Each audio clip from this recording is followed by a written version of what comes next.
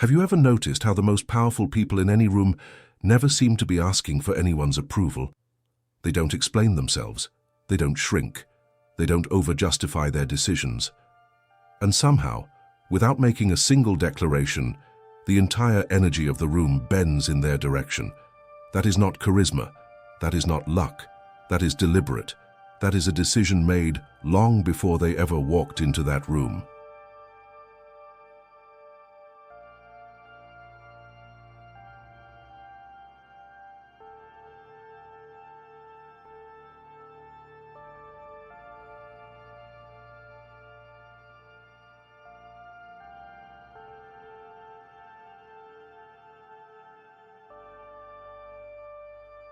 Most people have been trained, systematically, thoroughly, to wait for permission.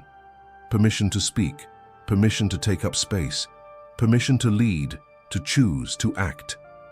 And they call this humility. Machiavelli would call it slavery.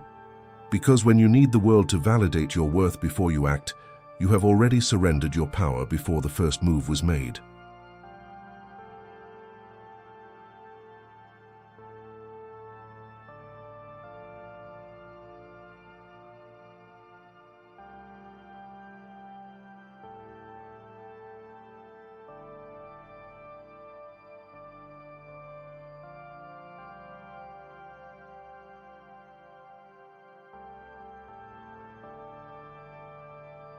This is the fundamental trap. You have been conditioned to believe that confidence must be earned from the outside, from achievements, from applause, from people telling you that you are enough.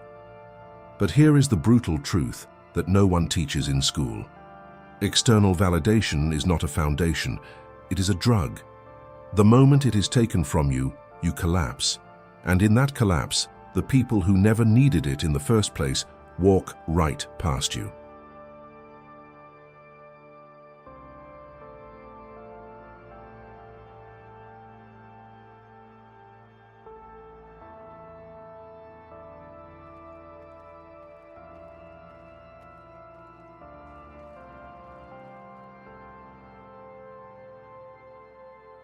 Machiavelli understood this more deeply than almost any thinker who came before or after him. He did not write about morality. He did not write about being good or kind or likable. He wrote about power, what it is, where it lives, and how it is lost. And one of his most uncomfortable observations was this: the man who hesitates telegraphs his doubt to everyone watching. Hesitation is not a private experience. It is a broadcast.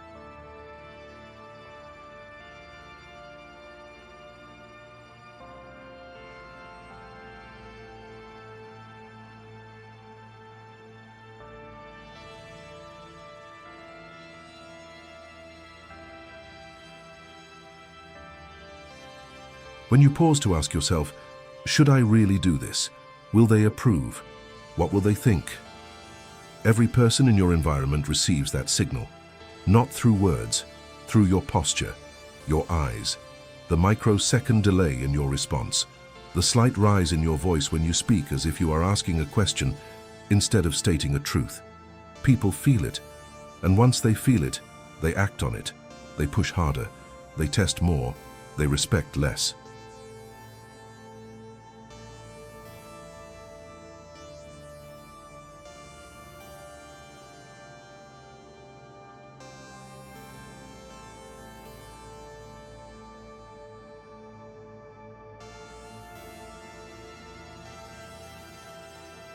Not because they are cruel, but because that is how social dynamics have always worked. Power flows toward the person who appears certain, and away from the person who appears to be seeking permission. So what does it mean to stop asking for permission? It does not mean becoming arrogant. It does not mean bulldozing people or becoming blind to consequence.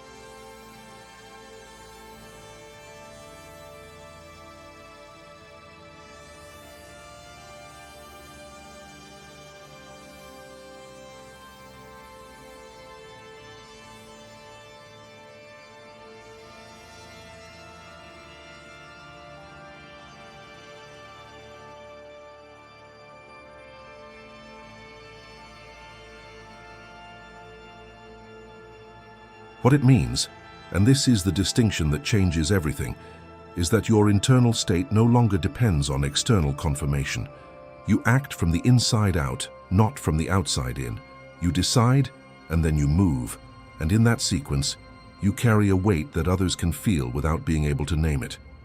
Think about the people in your own life who you have instinctively respected, not necessarily the loudest, not the most accomplished.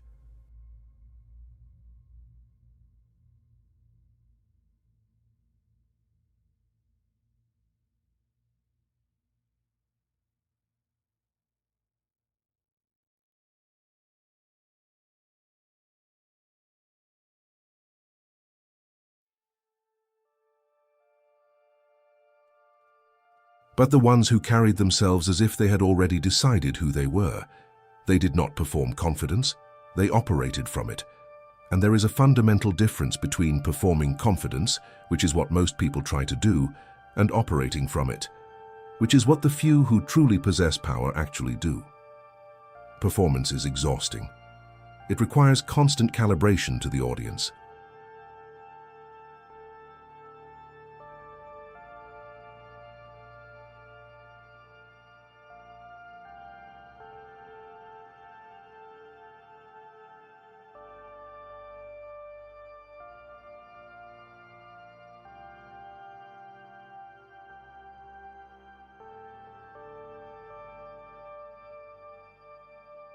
You read the room, you adjust, you monitor reactions, you modify your behavior in real time to stay in alignment with what you believe people want to see.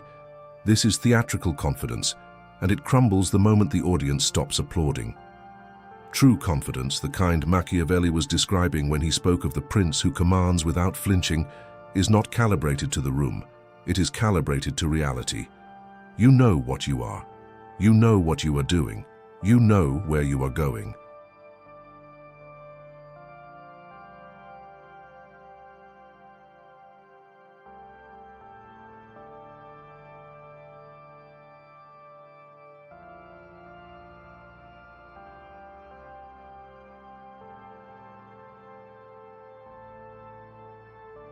And that knowledge is not dependent on anyone else agreeing with you. Let us talk about how this is actually built, because this is where most discussions about confidence fail. They tell you to stand tall, make eye contact, speak slowly, use power poses. These are symptoms, not sources. The source of unbreakable confidence is something far more uncomfortable than a posture adjustment. It is the complete elimination of the need to be understood. Here is what that means in practice.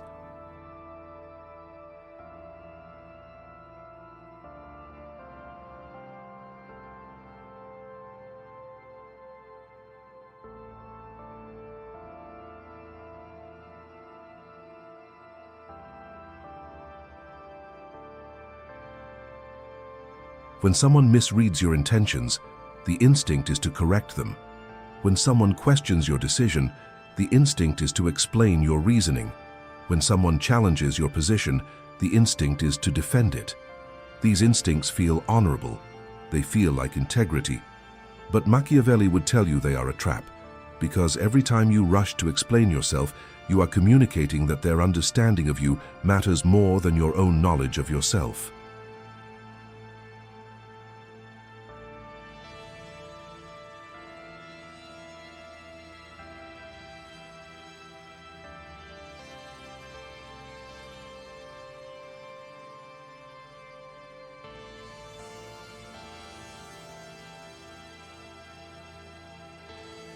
You are saying, your perception of me has power over me.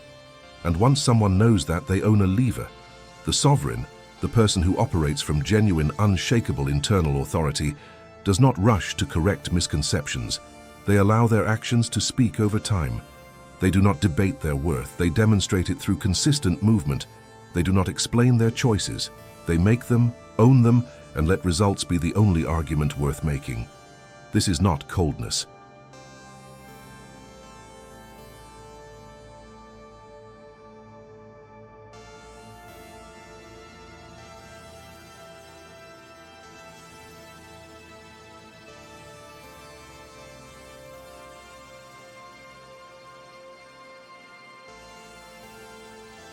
It is precision. There is a difference between a person who feels nothing and a person who has decided that not everything deserves a reaction. The second type is not emotionally dead. They are emotionally disciplined. They feel the same insults, the same doubts, the same fear that everyone feels. But they have trained themselves not to let those feelings dictate the tempo of their behavior.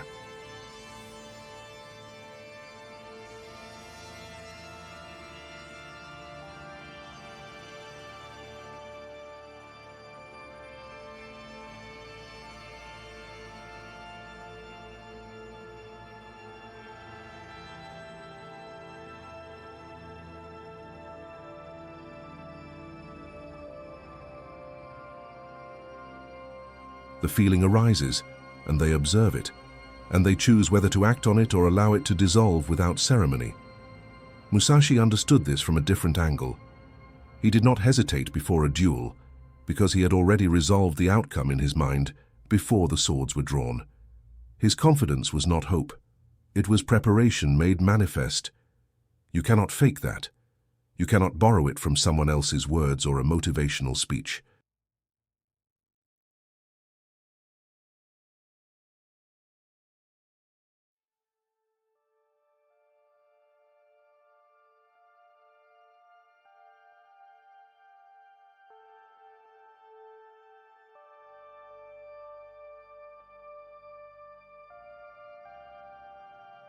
It is built in silence, through repeated confrontation with your own weakness, through showing up when you do not feel like it, through making the harder choice when the easier one is right in front of you. This is the bridge between the philosophical and the practical. Confidence without preparation is arrogance. Arrogance collapses under pressure because it is built on a lie, the lie that you are above the work. But genuine confidence, the sovereign kind, is built on evidence.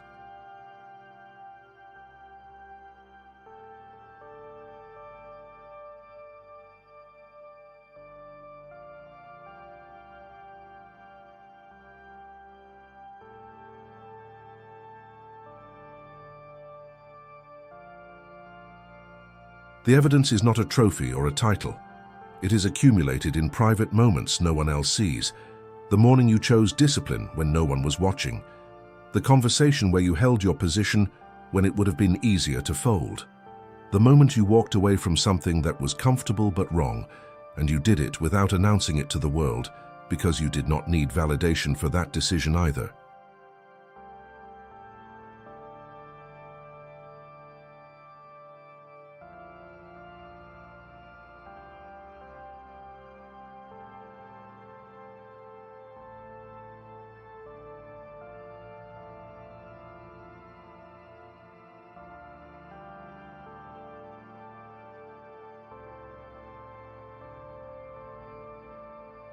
Now let us examine a specific way that the need for permission destroys people who are otherwise capable. It shows up most dangerously in how we handle disagreement. Watch what happens to most people when they are challenged. They either collapse immediately, agreeing with whoever pushed back in order to avoid conflict, or they overreact, becoming defensive, aggressive, almost desperate in their insistence that they are right.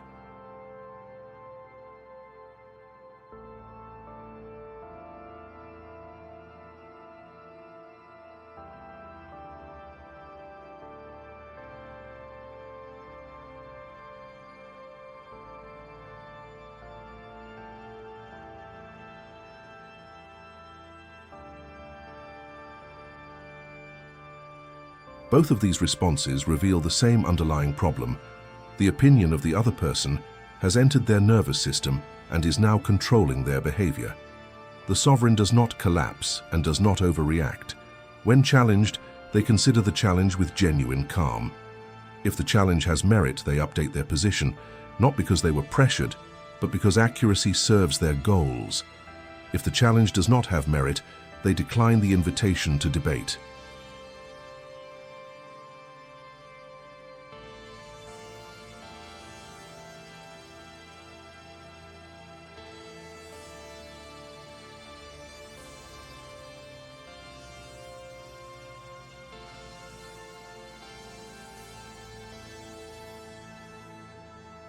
Briefly, cleanly, without heat. I understand you see it differently. Full stop. No justification, no emotional spike. The conversation moves forward or it does not. Either way, they are unaffected. This is what Machiavelli meant when he wrote about the prince who governs through presence rather than force. Force requires constant application. It exhausts the one who wields it.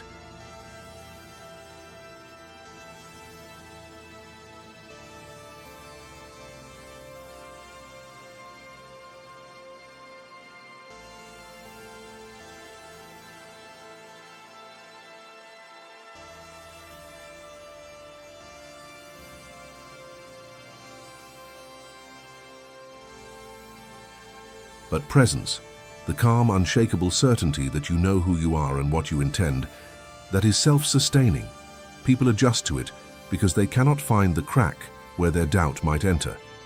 And so instead of testing, they align.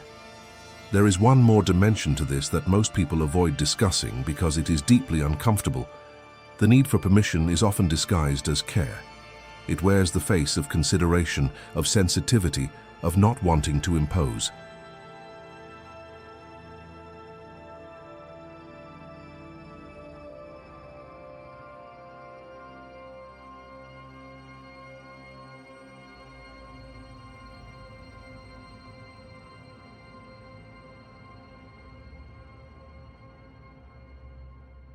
I don't want to seem arrogant. I don't want to push too hard. Maybe I'm wrong and they're right. These sound like virtues, and sometimes they are. But often, honestly, look at yourself. Often they are just fear wearing a noble costume, fear of rejection, fear of failure, fear of standing in full clarity and being seen, really seen, without the buffer of someone else's approval holding you up. The sovereign sees through that disguise.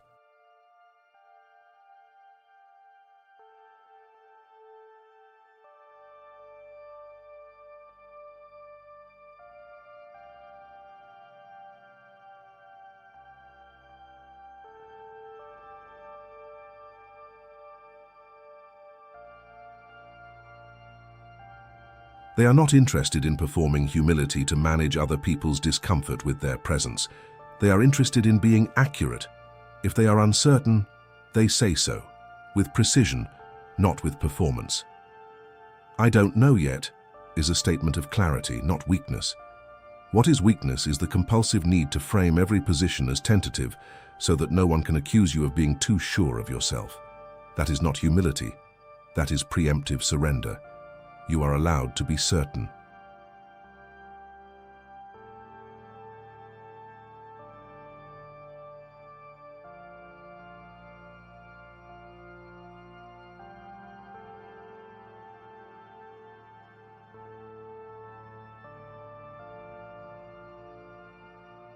You are allowed to take up space. You are allowed to make decisions without convening a committee of approvals in your head, replaying every possible reaction from every person who might witness your choice. That internal committee is not protecting you, it is paralyzing you. And every day you run that process, you are handing pieces of your authority to people who never asked for them and will never give them back. The work is not to become someone who feels no doubt.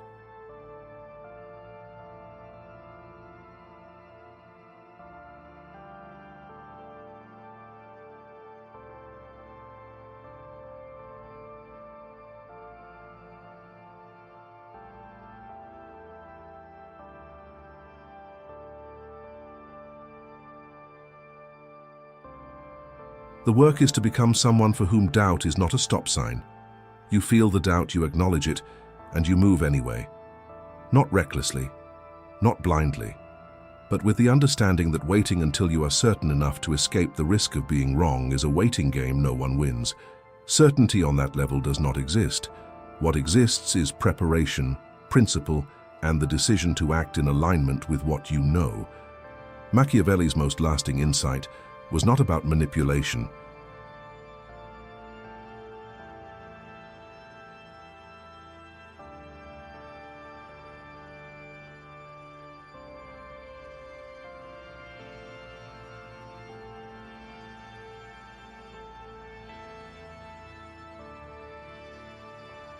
It was about reality. He looked at how power actually operates, stripped of ideology, stripped of sentiment, and described what he saw. And what he saw was this: the world responds to those who have decided, not those who hope to decide once conditions are favorable, not those who wait for consensus, those who have decided internally, immovably, who they are and what they are doing. Those are the ones the room organizes itself around. You do not need to announce this decision.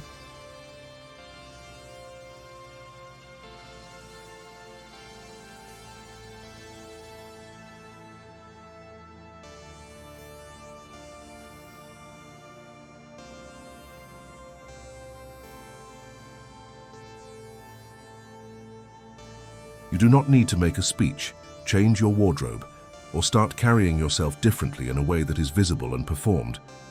The decision is internal. It is the moment you look at yourself honestly and say, I am done waiting for external proof that I am enough to act. I act, and the proof follows. I move, and the authority is in the movement. That is sovereignty, not a title, not a position, not something granted.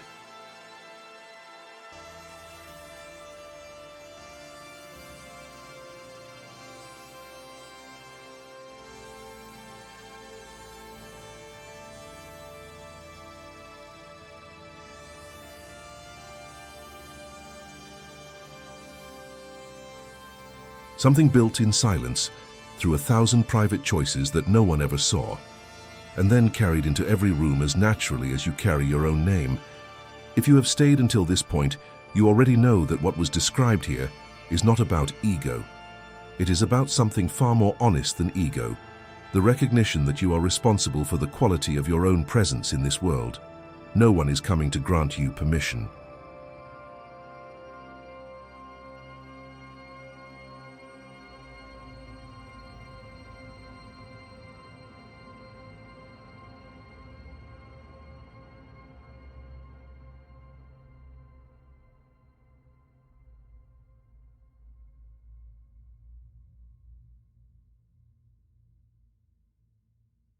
No one is going to tap you on the shoulder and tell you it is safe to step fully into who you are. You already have everything required to stop hesitating. The only question that remains is whether today is the day you decide to stop waiting for someone to tell you that you do. If this reached something in you, comment the phrase "I govern from within," not for the algorithm, as a marker.